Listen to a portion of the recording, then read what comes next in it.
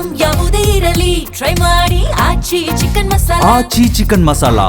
ಅದೇ ಅಕೌಂಟ್ ಖಾಲಿ ಆದಾಗ ಬೇಸಿಗೆಗಾಲ ಅನಿಸುತ್ತೆ. ಸೊ ಪ್ರತಿಯೊಂದು ಹಂತದಲ್ಲೂ ನಾವು ಈ 3 ಕಾಲಗಳನ್ನು ನಾವು ಏನು ಭೌತಿಕವಾಗಿ 3 ಕಾಲಗಳನ್ನು ನೋಡ್ತೀವಿ, ಅದನ್ನು ಮೀರಿ ನಮ್ಮ ಇದರಲ್ಲೂ ಅಷ್ಟೇ ನಮ್ಮ ಮೂಡ್ ಒಂದೊಂದು ಸತಿ ಖುಷಿಯಾಗಿದ್ದಾಗ ಮಳೆಗಾಲ ಅನಿಸುತ್ತೆ. ಸ್ಪೆಷಲಿ ಮನೆಯಲ್ಲಿ ಗಂಡ ಹೆಂಡತಿ ಜಗಳ ಮಾಡ್ಕೊಂಡಾಗ ಅಯ್ಯೋ ಇದು ಬೇಸಿಗೆಗಾಲ ಅನಿಸ್ಬಿಡುತ್ತೆ. ಅದೇ ಹೆಂಡತಿ ನಗ್ನಗ್ತಾ ಇದ್ದಾಗ ಮಳೆಗಾಲ ಅನಿಸುತ್ತೆ. ಸೊ ಈ ಥರದ ಪ್ರತಿಯೊಂದು ಹಂತದಲ್ಲೂ ಕೂಡ ನಮ್ಮೊಳಗೆ ಸೀಸನ್ಸ್ಗಳು ಇದ್ದೇ ಇರುತ್ತೆ. ಸೊ ಆ ರೀತಿ ಯಾವುದೋ ಒಂದು ವಿಶೇಷವಾದ ಪ್ರಯತ್ನವನ್ನು ಈ ಕಥೆಯಲ್ಲಿ ಮಾಡಿದ್ದಾರೆ ಅಂತ ಅನಿಸುತ್ತೆ ನನಗೆ ಕೃತ್ವಿಕ್ ಅವರು. ಸೊ ನಾನು ಇದಕ್ಕಿಂತ ಮುಂಚೆನೇ ಅವ್ರಿಗೆ ಈ ಸಿನಿಮಾಕ್ಕಿಂತ ಮುಂಚೆನೇ ನನಗೆ ಪರಿಚಯ ಅವರು. ನಾವೆಲ್ಲ ಮೆಸೇಜಲ್ಲೆಲ್ಲ ಮಾತಾಡ್ತಾ ಇದ್ವಿ.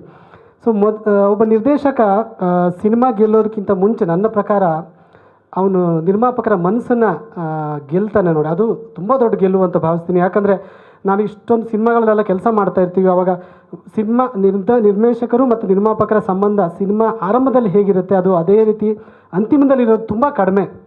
ಬಟ್ ನಿರ್ಮಾಪಕರು ಬಂದು ನಿಂತ್ಕೊಂಡು ಈ ವೇದಿಕೆ ಮೇಲೆ ಹೇಳ್ತಾರೆ, ಕಾರ್ತಿಕ್ ತುಂಬ ನಿಷ್ಠಾವಂತ ಹುಡುಗ ಅಂತ, ಅವನು ತುಂಬ ಇಷ್ಟ ಅಂತ ಈ ಹಂತದಲ್ಲೂ ಹೇಳ್ತಾರೆ ಅಂದರೆ ಅದು ಅವರಲ್ಲಿರುವ ಒಂದು ಪ್ರಾಮಾಣಿಕತೆ, ಅವರು ಕೆಲಸಕ್ಕೆ ತೋರಿಸೋಂಥ ಒಂದು ಶ್ರದ್ಧೆ ಹಾಗೂ ಅವರು ಸಿನಿಮಾ ಮೇಲೆ ಇಟ್ಟಂಥ ಒಂದು ಸಿನಿಮಾ ಪ್ರೀತಿ. ಸೊ ಆ ವಿಚಾರದಲ್ಲಿ ನೀವು ಗೆದ್ದಿದ್ದೀರಾ. ಸಿನಿಮಾ ಕೂಡ ದೊಡ್ಡ ಮಟ್ಟದ ಯಶಸ್ಸನ್ನು ಕೊಡಲಿ, ಕನ್ನಡ ಚಿತ್ರರಂಗಕ್ಕೆ ಒಬ್ಬ ಒಳ್ಳೆಯ ನಿರ್ದೇಶಕನನ್ನು ಕೊಡಲಿ ಅಂತ ನಾನು ಆಶಿಸ್ತೀನಿ. ಇನ್ನು ಮಂಜುನಾಥ್ ಸರ್ ಬಗ್ಗೆ ವೀರ್ ಸಮರ್ಥ್ ಸರ್ ಹೇಳಿದ್ರು ಅಂದರೆ ನಮ್ಗೆ ಅನಿಸಿರ್ಬೋದು ಅಂದರೆ ಎಲ್ಲ ಹಂತದಲ್ಲೂ ಅವರು ಇರೋದ್ರಿಂದ ಎಲ್ಲದರಲ್ಲೂ ಕೈ ಆಡಿಸ್ತಾರೆ ಅಂತ. ನಿಜವಾಗ್ಲೂ ಇಲ್ಲ. ನಮ್ಮ ಫ್ರೀಡಮ್ಗಳನ್ನು ನಮಗೆ ಕೊಟ್ಟು ಅವ್ರದ್ದೇನು ಕೆಲಸ ಇದೆ, ಪೇಮೆಂಟ್ ಮಾತಾಡೋದಾಗಿರ್ಬೋದು, ಪೇಮೆಂಟ್ ಪ್ರೋಸೆಸ್ ಮಾಡೋದಾಗಿರ್ಬೋದು, ಇಷ್ಟು ಬಿಟ್ಟರೆ ಎಲ್ಲೂ ಕೂಡ ನನ್ನ ಮತ್ತು ವೀರ್ ಸಮರ್ಥ್ ಅವ್ರ ಮಧ್ಯೆ ಅವರು ಬರಲೇ ಇಲ್ಲ. ಸರ್ ನಿಮಗೆ ಚೆನ್ನಾಗಿ ಅನಿಸ್ತಿದೆಯಾ, ನಿಮಗೆ ಓಕೆ ಅನಿಸ್ತಿದೆಯಾ, ಓಕೆ ಸರ್ ಚೆನ್ನಾಗಿದೆ ಸರ್, ಸೂಪರ್ ಸರ್. ಸೊ ಆ ಒಂದು ಸ್ವಾತಂತ್ರ್ಯ ಕೊಟ್ಟು ಕೆಲಸ ಮಾಡಿಸ್ಕೊಂಡ್ರು. ಹಾಗಾಗಿ ನನಗೂ ಕೂಡ ನಾನು ಕೆಲಸ ಮಾಡಿದಂಥ ನಿರ್ಮಾಪಕರ ಪೈಕಿನೂ ಅವರು ಕೂಡ one of the best producer ಅಂತ ಹೇಳೋದಕ್ಕೆ ಇಷ್ಟಪಡ್ತೀನಿ.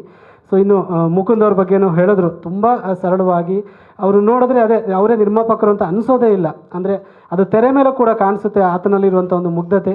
ಸೊ ಅವರಿಗೂ ಒಳ್ಳೆಯದಾಗಲಿ, ಸಂಪೂರ್ಣ ಸಿನಿಮಾ ತಂಡಕ್ಕೆ ಒಳ್ಳೆಯದಾಗಲಿ, ನಾಯಕಿಯರಿಗೆ ಎಲ್ಲರಿಗೂ ಒಳ್ಳೆಯದಾಗಲಿ.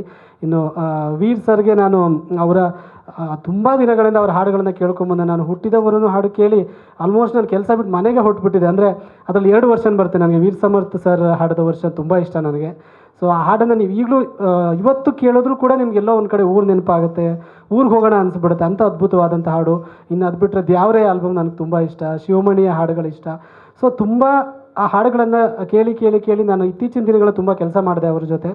ಸೊ ಅವ್ರಿಗೆ ಬರೆದಿದ್ದು ತುಂಬ ಖುಷಿ ಆಯಿತು. ಇನ್ನು ಅವರೇ ಹೇಳ್ದಂಗೆ ಕಲ್ಯಾಣ್ ಸರ್ ಕಾಲ್ ಮಾಡ್ತಾರೆ. ಮೊನ್ನೆ ನಾನು ಕಾರಲ್ಲೆಲ್ಲೋ ಹೋಗ್ತಿರ್ಬೇಕಾದ್ರೆ ಕಲ್ಯಾಣ್ ಸರ್ ಯಾವಾಗಲೂ ಒಂದಿದೆ, ಯಾವುದಾದ್ರೂ ಸಾಲುಗಳು ಇಷ್ಟ ಆದರೆ ಇಮಿಡಿಯೇಟ್ಲಿ ಫೋನ್ ಮಾಡಿಬಿಟ್ಟು ಈ ತುಂಬ ಚೆನ್ನಾಗಿದೆ ಅಂತಾರೆ. ಅಂದರೆ ಅವರು ಲೆಜೆಂಡ್ ಅವ್ರಿಗೆ ನಾನು ಹೇಳಿದೆ, ಸರ್ ನೀವೇನೋ ನನಗೆ ಕಾಲ್ ಮಾಡಿ ಹೇಳ್ತಾ ಇದ್ದೀರ ಲೈನ್ ಇಷ್ಟ ಆದಾಗ, ನಾನು ನಿಮ್ಮ ಹಾಡುಗಳನ್ನ ಯಾವಾಗಲೂ ಕೇಳ್ತಾ ಇರ್ತೀನಿ. ನಾನು ನಿಮಗೆ ಲೈನ್ ಇಷ್ಟ ಆದಾಗೆಲ್ಲ ಕಾಲ್ ಮಾಡೋದಾದರೆ ಇಡೀ ದಿನ ನಾನು ಕಾಲ್ ಮಾಡ್ಕೊಂಡು ಇರ್ಬೇಕು ನಿಮಗೆ ಅಂತಂಥ ಹಾಡುಗಳನ್ನು ಬರೆದಿದ್ದೀರಾ. ಥ್ಯಾಂಕ್ ಯು ಸೋ ಮಚ್, ನಿಮ್ಮ ದೊಡ್ಡ ಗುಣ ಅನಿಸ್ತು ಅಂತ. So thank you so much ಇಂಥ ಅನುಭವಗಳನ್ನು ಕೊಟ್ಟಂಥ ಈ ಸಿನಿಮಾಕ್ಕೆ. ಒಳ್ಳೆಯದಾಗಲಿ, ಎಲ್ರಿಗೂ ಒಳ್ಳೆಯದಾಗಲಿ. ಹಾಗೆ ಸಾಯಿ ಸರ್ವೇಶ್ ಸರ್ಗಾಗಿರ್ಬೋದು, ಸಾಹಿತ್ಯ ಬರೆದಂಥ ಧನಂಜಯ ರಂಜನ್ ಅವ್ರಿಗಾಗಿರ್ಬೋದು, ಎಲ್ರಿಗೂ ಒಳ್ಳೆಯದಾಗಲಿ. ಆ್ಯಂಡ್ ನನಗೆ ನಿರ್ಮಾಪಕರಲ್ಲಿ ತುಂಬ ಇಷ್ಟ ಆಗಿದ್ದು ಬರಹಗಾರರಿಗೆ ಅವ್ರು ಕೊಡುವಂಥ ಒಂದು ಪ್ರಾಮುಖ್ಯತೆ. ನೋಡಿ ಅಲ್ಲಿ ಮೇಲ್ಗಡೆನೇ ಹೆಸರು ಹಾಕಿದ್ದಾರೆ, ಮಾತಾಡೋಗ್ಲೂ ಕೂಡ ಎಲ್ಲರ ಹೆಸರನ್ನು ತೊಗೊಂಡ್ರು. Thank you so much sir. ನಿಮ್ಮ ಸರಸ್ವತಿಯ ಮೇಲೆ ನಿಮ್ಮ ಪ್ರೀತಿ ಹೀಗೆ ಇರಲಿ. ಹಾಗೆ ಸರಸ್ವತಿ ಜೊತೆ ಲಕ್ಷ್ಮಿ ಕೂಡ ನಿಮಗೆ ಜಾಸ್ತಿ ಬರಲಿ. ಇನ್ನಷ್ಟು ಸಿನಿಮಾಗಳನ್ನು ಮಾಡುವಂಥ ಶಕ್ತಿ ದೇವರು ಕೊಡಲಿ ಅಂತ ಆಶಿಸ್ತೀನಿ. Thank you so much.